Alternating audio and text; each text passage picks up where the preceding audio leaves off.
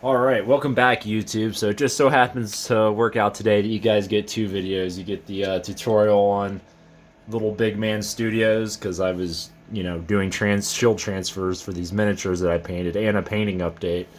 So it's been 3 days since, my last day of work for my old job was Monday. And so that's Tuesday, Wednesday, Thursday. Today's Friday. Tuesday, I actually didn't get any painting done because I had to go grocery shopping, and then it was technically my wife's birthday. We're celebrating it this weekend, but it was her birthday, so I had to get her flowers and coffee, and I had to go turn in my old work computer from my previous company. So I didn't get any painting done, just too many chores and errands to run.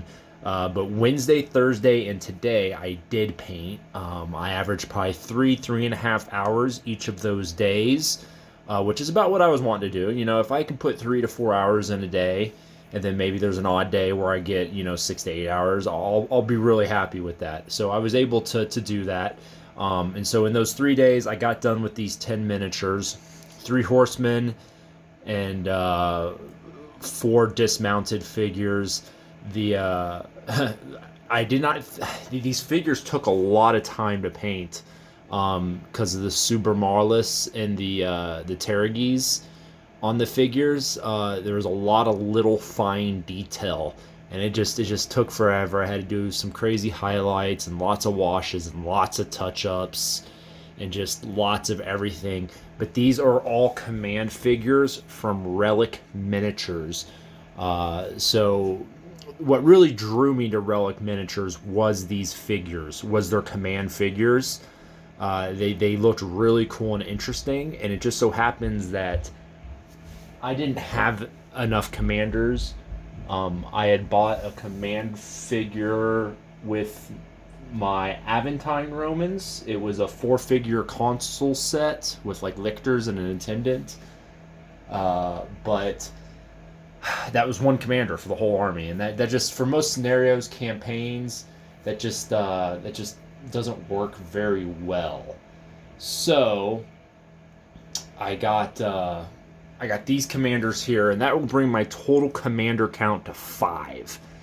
So I should have all my bases covered for commanders for the Republican Romans, and I like the way they turned out now. They did require a lot of work. I guess it's good that I was able to paint this during this time of me not being able to work and focus on painting, because they would have taken me a good amount of time. I mean, 10 hours. I essentially spent an hour a figure on these guys.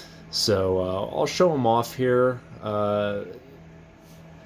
Show some of my favorites here, and I'll kind of describe each what I was going for. This guy, he's gonna get a Scutum. I don't have it yet. I gotta prime it and put the shield transfer on there, but he's gonna get a Scutum with a shield transfer.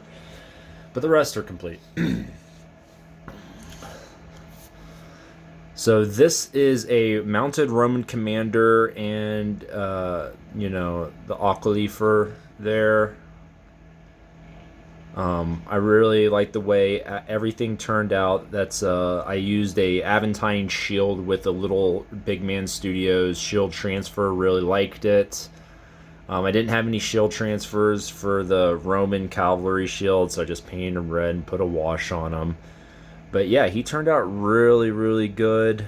You could see there at the Terragis, lots of little detail. I do lots of little highlighting on them. He has the Italo-Corinthian helmet.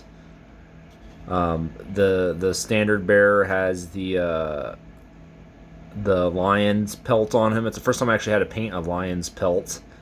I think it turned out all right. I don't mind it. I think I did an okay job on the lion's pelt there. And they have a bull. I think it's a bull for their legionary device there. I think it says Legio 2 on it. I'm not sure. Yeah, Legio 2. I don't know. But yeah, so this will be my cavalry commander. That is what he will be. So I now have oh, what the heck is that giant splotch there on that cape? I have to go back and touch that up. I don't know what that is. That hurts my feelings a little bit.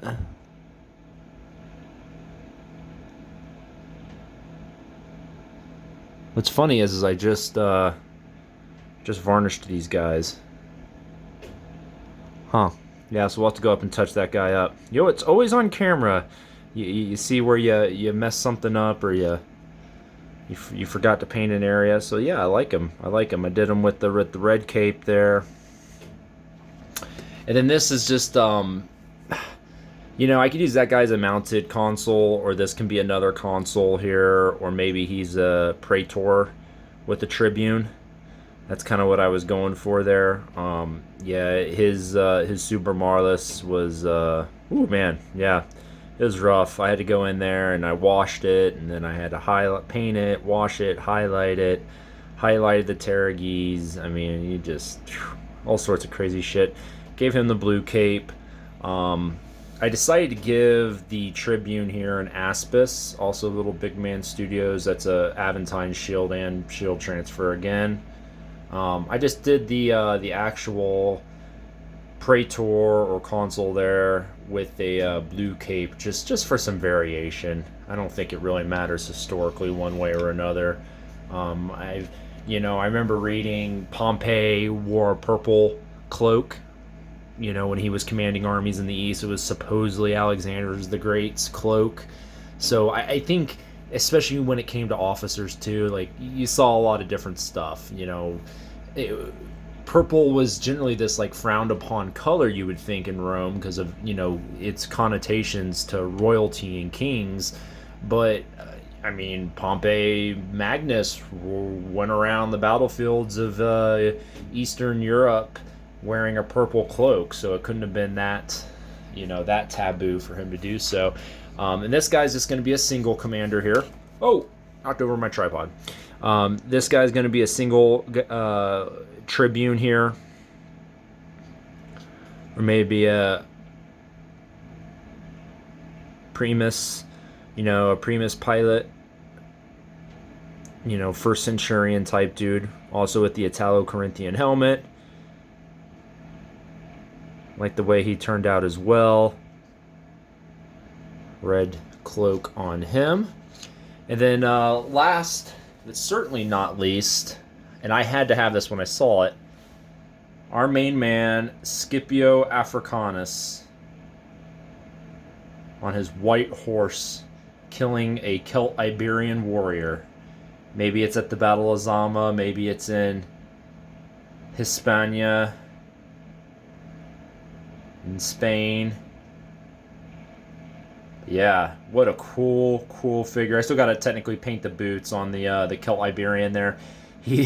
I didn't paint his boots on purpose because I wanted to wait till after I had him pinned and glued into that base there. But yeah, so that's Scipio right there, the big man himself. I could use him for a generic commander. Obviously, he's going to be limited to the Punic Wars. Or I guess wars in Spain if I do any Spanish games, so maybe Caesarian Civil War stuff and other Roman eras that happened in Spain. But he could definitely be used against the First and Second Punic Wars because, yeah, that's well, maybe not the First Punic War. I don't know how big Spanish mercenaries were used in the First Punic War, but definitely in the Second Punic War. Yeah, they both turned out really good. So, gave him a blue cloak, a little bit lighter of a blue cloak there. Yeah, so there's those guys. I actually really like how I did the white horse on Scipio. I feel like the horse turned out really. I was quite happy with how the horse turned out. So yeah, so that's the 10 figures I got done in the last 3 days. So paint on the painting table next. I got the last unit of relic that I'm probably gonna paint, and that is the 12-man Cretan archer unit. And they're pretty peculiar because they all have linen thoraxes on, and they're all wearing Pylos and Attic style helmets. Excuse me. And they don't have shields. So, you know, every representation of Cretan archers I've seen, they usually have like buckler shields and no armor, just helmets on. And these guys are pretty armored with no shields. They also have a command group with a musician and a standard bearer. So my thought with these guys is that these are going to be quote unquote later Hellenistic Cretan archers for successor and Roman armies in the Hellenistic period, going all the way down to Actium, because they're definitely they're more kitted up and they have a standard bearer, which would not be indicative of earlier Greek armies. That was more of a Hellenistic, Macedonian and post Alexander thing there. Philip and Alexander were kind of the first of the Greeks to have organized standard bearers and stuff like that in Greek armies, and the Romans obviously did. If the Romans did, it's probably safe to say the Etruscans did, but not a lot of evidence for it for earlier Greek hoplite armies, right? We hear of musicians, the paean being played by musicians while the hoplites go into battle, but nothing really about standard bearers. Maybe they did have them. I could be off there. I don't think I am, though.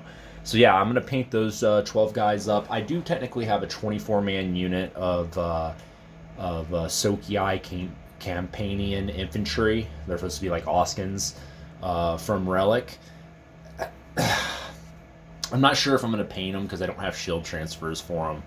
And if I'm going to paint an Oskin unit, I really want to have shield transfers, and I don't feel like freehanding a bunch of shield designs on a 24-man unit. So I'm not sure. I might sell that unit. I might give it away. I just don't think I'm going to paint it. Plus, I've made up my mind that the other half of my army for my Sam Knights are going to come from A&A miniatures anyways. So I don't know. We'll see. But I'm pretty much just going to go back into Persians once I'm done with these Cretan archers. So that was this painting update. A little long-winded, but I wanted to show off my command figures. I feel like they turned out all right. A lot of work, but in the end they turned out good. So if you guys have any questions, please ask them, and then hopefully in the next few days you guys are seeing more completed work.